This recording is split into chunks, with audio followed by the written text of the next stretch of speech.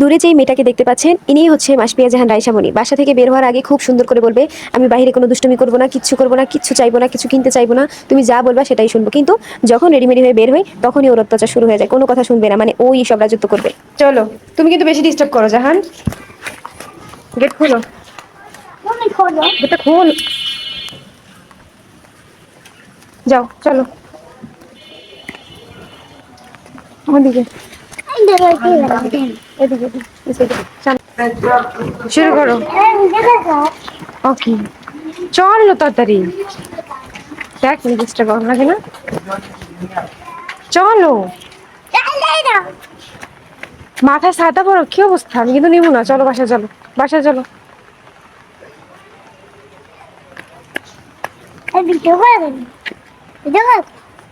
বাসা থেকে বের হওয়ার আগে বলবে যে আমি একটু কোলে উঠবো না, আমি পুরো পথ হাঁটবো। কিন্তু যখন বের হই তখন ওর অত্যাচার শুরু হয়ে যায়, বলে যে আমি আর হাঁটতে পারবো না, এখন আমাকে বলে না। ও রাস্তায় বের হলে কোনো ভিডিও করতে চায় না, কিন্তু কথা বলতে চায় প্রচন্ড।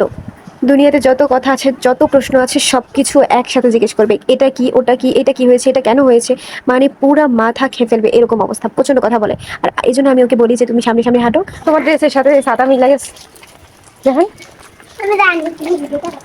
সকালবেলায় আমার মেডিসিন শেষ হয়ে গিয়েছিল, তো কিছু মেডিসিন আনা লাগতো, খুব প্রয়োজন, সকালে না খেলে হবে না।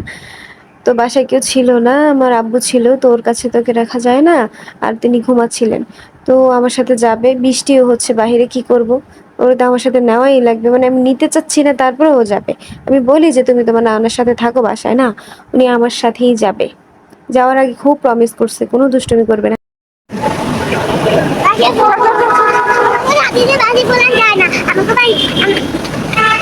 ও বলতে চাচ্ছে আমাদের ছাতাতে নাকি বাঁশি বাজে না, ওর ছাতাতে বাঁশি বাজে, এজন্য খুবই এক্সাইটেড, অনেক মজা পাচ্ছে। তো আমাদের মেডিসিন কেনা শেষ, এখন আমরা বাসায় চলে যাব।